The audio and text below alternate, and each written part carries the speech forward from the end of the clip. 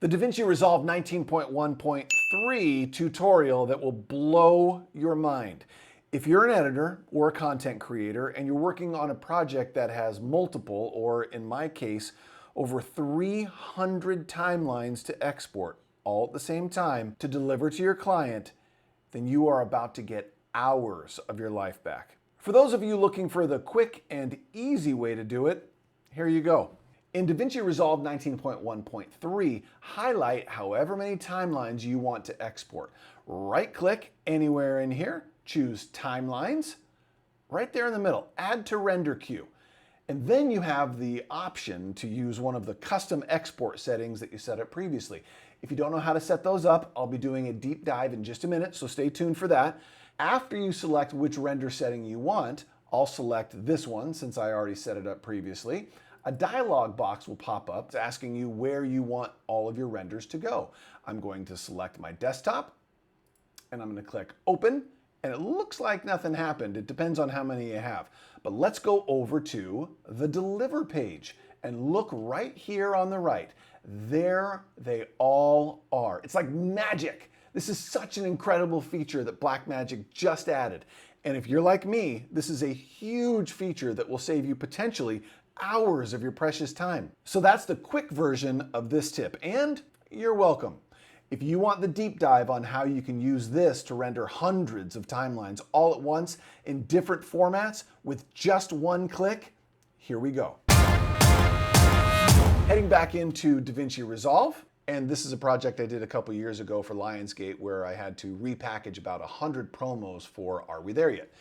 Back in version 18 and I think even 19.0, it took me hours and hours longer because this feature that we're talking about did not exist. Now, don't at me and tell me about the quick export, because that didn't allow you to use any of your custom settings. In fact, if you look right here, the quick export is still limited in what settings you can choose. Looking at these finished timelines is quite a daunting task, especially back before this feature was added. Here's what I had to do. I would disable, and then I would select 10 timelines and click Enable Timelines. Then I would go over to the Deliver page, and then up at the top here, where you select which timelines you want, only 10 of them would actually show up. So I would have to go to the first one, then I'd have to click over here. I'm gonna click on that setting that I previously set up. Then I would have to browse to where do I want these all to go. So I'd hit open, that's great. And then I would have to make sure the audio's fine, the file, timeline name, that's very good. We're good there. And then I would add to the render queue. Then I'd go up to the drop-down menu, select the next one, and so on, and so on, and so on. Once I had those 10 done, I'd have to render them out, go back to the media pool, disable those 10 timelines, enable the next 10, and rinse and repeat till all 358 timelines were rendered. I mean, yikes. Now, let's look at how you can save those hours upon hours of time by setting things up properly so you can render hundreds of timelines with one click. This is the setting that I previously set up, but let's set up a new one, all right? We're gonna set up a new custom preset. I'm gonna go to Custom Export right here. I'm going to select where I want to render all of these things to. Let's do this as Demo V1. There we go. I'm going to open that. So then we're gonna go over to audio. Do I want AAC or FLAC? I'm just gonna click the standard, 320, that's all good. The file, you can either use a custom name, or what I like to do is, because I spend all the time labeling each one of these timelines the correct name that the client wanted me to deliver all of these to, I'm gonna leave it as the timeline name. That's important. Now, this is where you save it. You go up to the three-dot menu right here, you click on Save as New Preset. Click that, it's gonna ask you what do you want that to be labeled as. I'm gonna do MP4 265 V1. Hit enter, and then look up here at the very top left. There it is, that's my new preset. Now that we have set up our custom output setting, we're gonna head back to the edit page. We're gonna highlight all of them. Then we're going to right click, timelines, add to render queue using, this is our new best friend, MP4265V1, that's the one we just set up. Click on that, choose where it's gonna go. on my desktop. I set up that folder, demo v1, hit open. Might take a little bit because there's 358 of them. I'm on a Mac Studio M1. Then we go back over to the deliver page, and lo and behold, there they all are, all 358. Now, let's go a little bit deeper. Bonus tip time. Suppose you have all 358 timelines to render in one format, and your client calls and says they want them delivered in a different compression. Now, what do? Well, let's go back to the bin with the 358 timelines. Add to render queue using a different preset. Click on that, it's gonna open up, and hey, where do you want these to go? This is where you need to make sure you don't mess up. Make sure you choose a different folder than the one you use with the first round of timelines. I'll show you in a second what happens if you don't do this. Select the new folder, maybe we'll make a new one. Second versions, create that, and hit open. And now go to the deliver page. Now if I were to hit render, the first 358 would be going into the first folder, and the second 358 with a totally different compression would go into the new folder that you just selected. Now let me demonstrate why you need to make sure you do this. Heading back into the edit page, I'm going to select these two timelines, add to render queue using my first compression. That's the one I have to deliver that. I'm going to choose the demo v1 folder, open that. I know that they went there because we already went over that previously. There they are right there, edit page. Right click, timelines, choose the second add to render queue using ProRes 422 v1. I'm going to hit that, choose the same exact folder. Watch what happens. Head over to the deliver page. This is kind of a bug where if you come back to the deliver page after doing this, the render all button does not show up. So what you have to do is you can't click here. You just have to click on one, then click off of it, and then it shows up. Now, when I hit render all, I'll bring in the desktop folder that I'm rendering these out to, and you'll see what happens. Here we go. There's one, there's two. Watch what happens. There's one, there's two. What just happened? So here I have this version and this version, but what happened to the first two?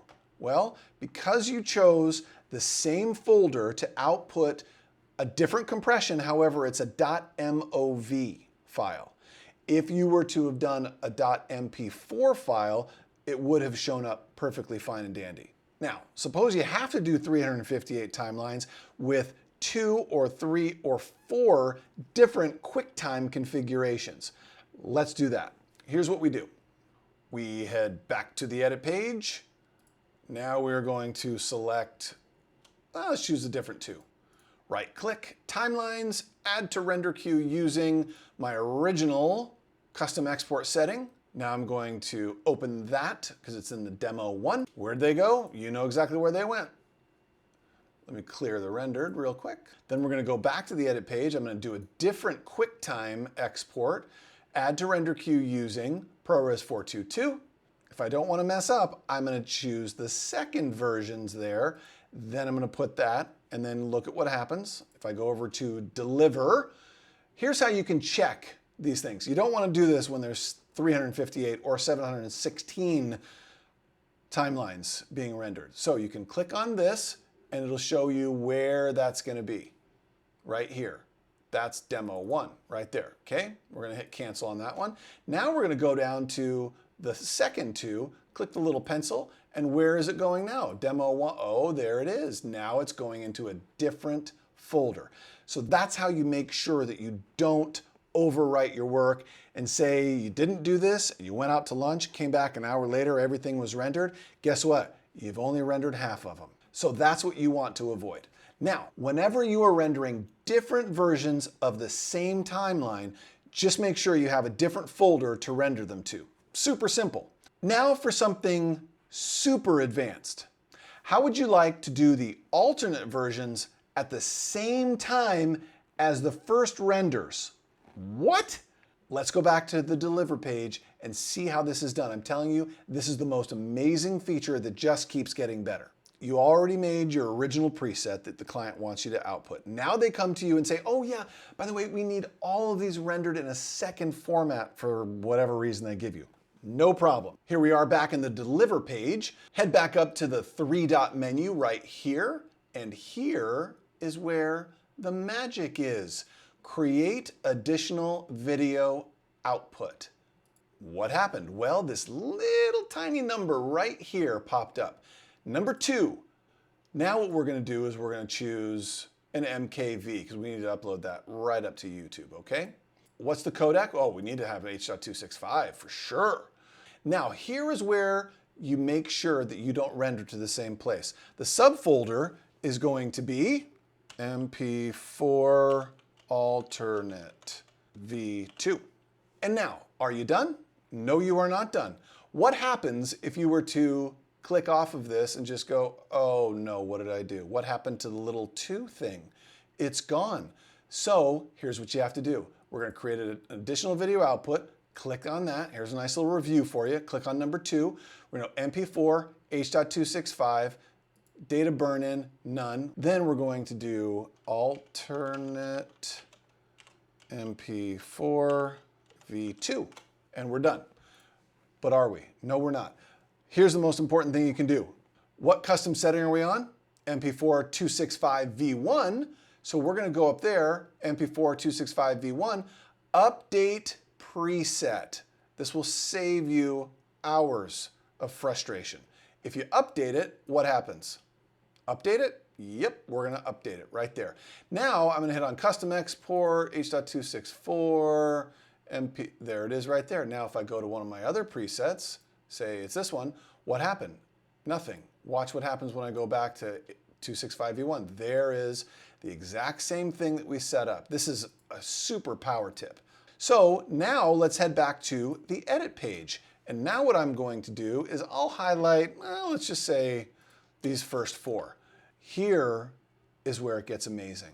We're going to output 2 versions in the 2 custom settings that we set up in the Deliver page, and we only have to click once. Are you ready? Right click. We all know this. Timelines. Add to render queue using MP4 265 V1. Where am I going to go? I'm going to go to Demo V1. There's nothing in here because we haven't rendered anything. I'm going to hit Open. Now, that sent 4 timelines right over here. Remember that little bug we have? We have to click on one of these things, and then it opens up. Now, I'm going to bring over the folder, which is right here. I'm going to bring that over as soon as I hit render, and watch what happens. This truly is magic, and I am so happy that I found this out. Here we go. Hit render all. Look at what is happening here. 4 of these versions right here, and look what's inside. The alternate versions. I mean, I didn't have to go back and add all 358 a second time and choose a different compression, etc., etc. You can actually create multiple render outputs from one sequence. I'm telling you, this is an absolute, I mean, game changer of all game changers. And the reason why it's a game changer is because you get your life back. I spent about 20 hours rendering all 716 and then checking everything.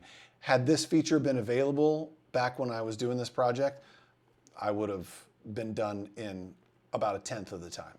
Learning how to be more efficient and problem solve will help you become a much, much better editor. I'm here to help you prepare for that big opportunity that will come to you, whether you're ready for it or not. So get prepared to become the best editor you can be. If this content helped you elevate your craft, click on that subscribe button and tell me in the comments what you found helpful and what other content you want me to share. If you didn't like it, tell me what you didn't like. I'd love to know. And with that, have a great day, and I'll see you in the next video.